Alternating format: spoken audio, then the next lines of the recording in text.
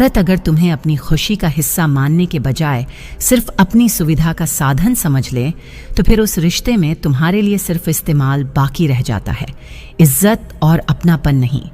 और जिस दिन ये सच समझ आ जाए, उस दिन सबसे पहला काम खुद को वहां से बचाना होता है, न कि मोहब्बत में डूबकर और डूबते जाना।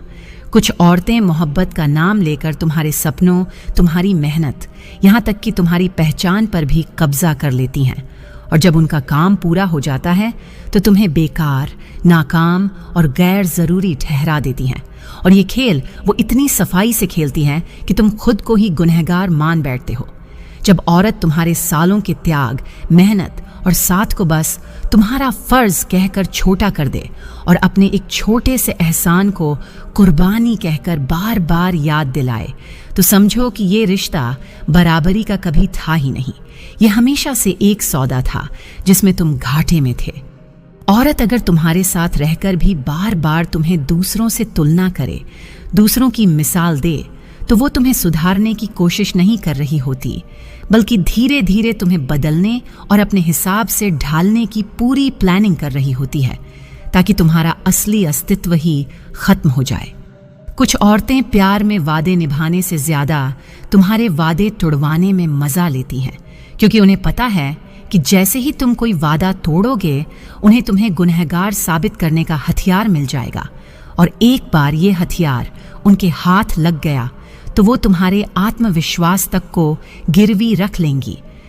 जब औरत तुम्हारी इज्जत की परवाह करना छोड़ दे, तुम्हारी मौजूदगी को हल्के में लेने लगे और तुम्हारे शब्दों को काट छांट कर सुनने लगे, तो समझ लो कि उस मोहब्बत ने पहले ही दम तोड़ दिया है और अब बस उसका औपचारिक ढांचा ही बचा है।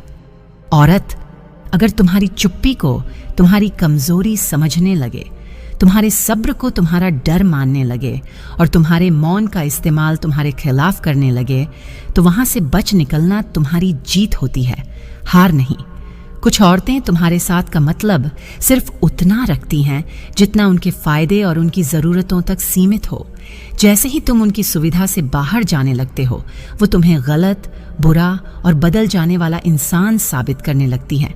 जब औरत तुम्हारे अच्छे बर्ताव को तुम्हारी आदत और अपने छोटे से अच्छे काम को उसका एहसान मानने लगे, तो समझो कि वो तुम्हें कभी तुम्हारी असली कीमत नहीं देगी, बस तुम्हें इस्तेमाल करती रहेगी।